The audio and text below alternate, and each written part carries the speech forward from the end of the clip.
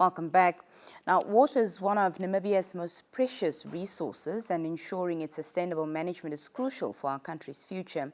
Recently, the Ministry of Agriculture announced an extension to the registration deadline for dams and boreholes, a decision that has sparked important discussion about water governance and resource management.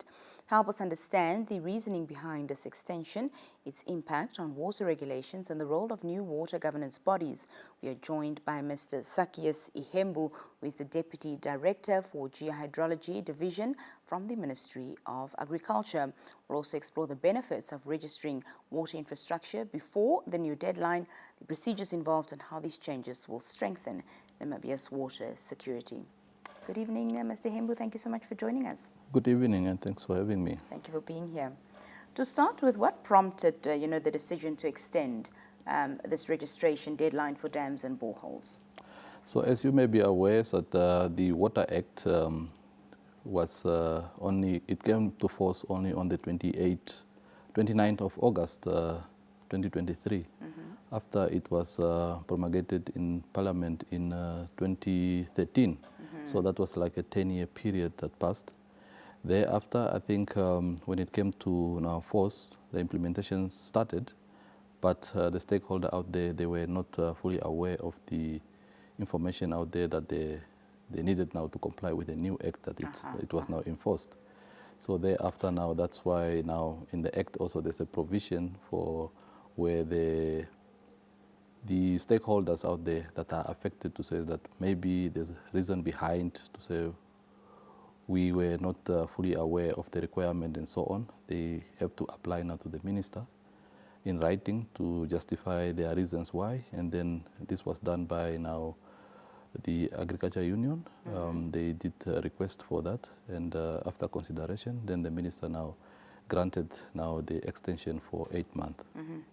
Yes. And how will this extension impact the current, regulatory framework of water resource management? So the current extension was that because it was kind of last-minute kind of registration that was happening before the deadline. Thereafter now there were some that was going to miss the deadline because the requirement for some of, especially like dam registration, is quite a huge requirements to do registration. So therefore now they felt that the time spent that they're going to spend to gather the information needed and all that, they would probably not make it in time. So this makes sure now that the information that is provided, it's not rushed. Actually, it should be proper information gathered to ensure that whatever the ministry information that the ministry gets for bookkeeping and also it is the correct information on the system. Mr. Karupu, can you also tell us if there's been new water governance bodies that have been established and what role they'll be playing in managing water resources?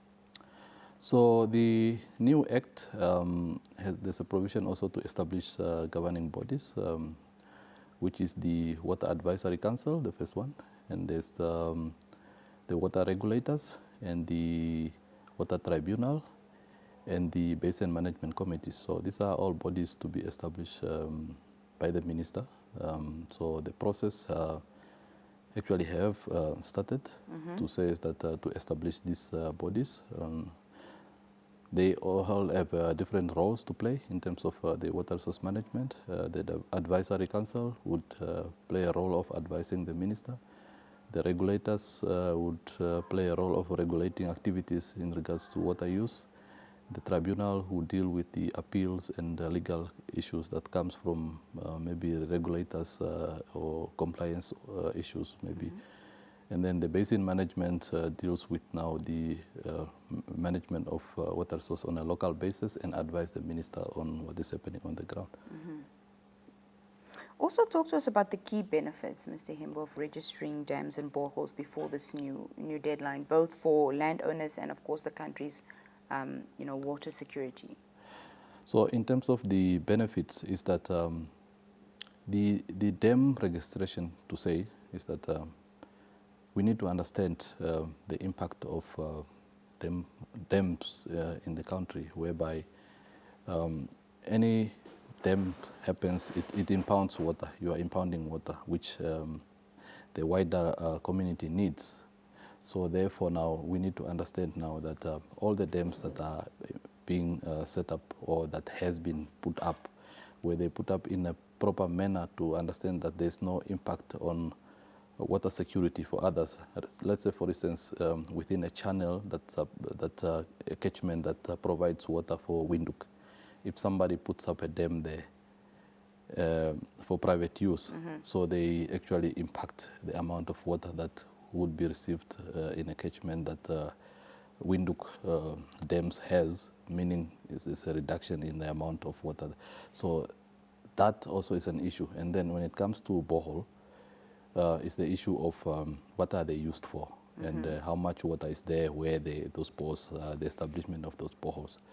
Is the issue of protecting their resources to ensure that if there is boreholes that are in a certain aquifer, they are not being abstracted at a level that is actually to the detrimental of the system itself, but it should be to ensure that there's also sustainability. Yeah. Yes.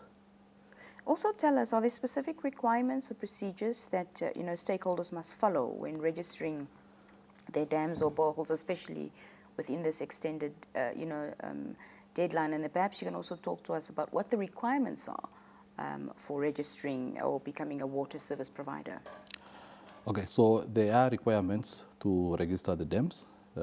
So in the Act and the regulations that has been passed now, there are different categories of dams, which is from category 1 to 3. And within these categories, there are different requirements in terms of based on the height of such a dam. The smaller dam, which is, I think, from 0 to 12 meter. So the requirement could be now that there is an application that somebody needs to complete.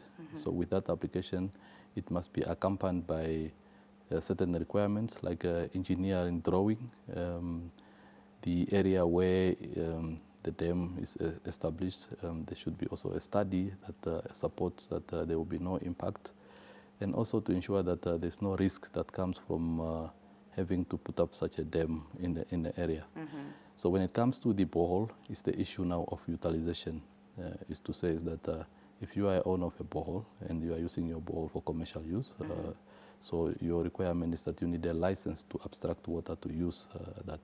So therefore now you also need to apply. You need to complete an application form as prescribed by the minister to submit that application with the requirements. There's a statutory requirement document also that supports the application, and any other documents as requested by the minister to ensure that now that supports now the application to approve that you are licensed to use the water.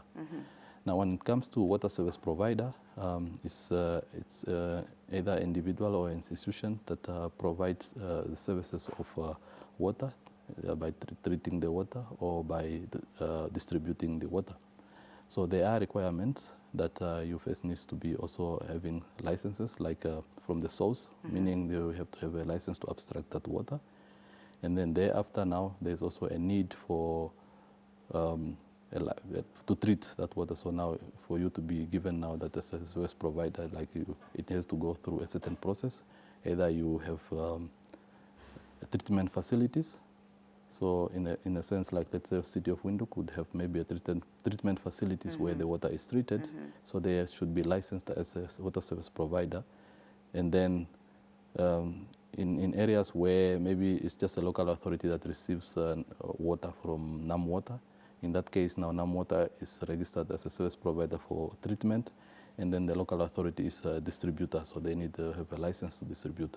So therefore now, if it's an individual now, in the case of somebody maybe in the rural area, you have drilled your borehole and you start selling to your neighbors, so that accounts that you are now doing it illegally because you are now becoming like a service provider, you are charging.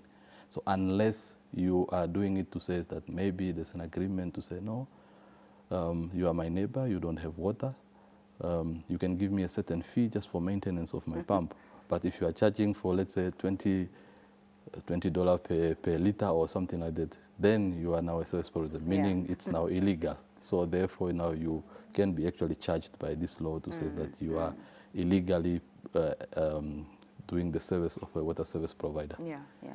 Yes. For somebody watching this evening that would like to get some more information in terms of the registration, etc., where can they get that info?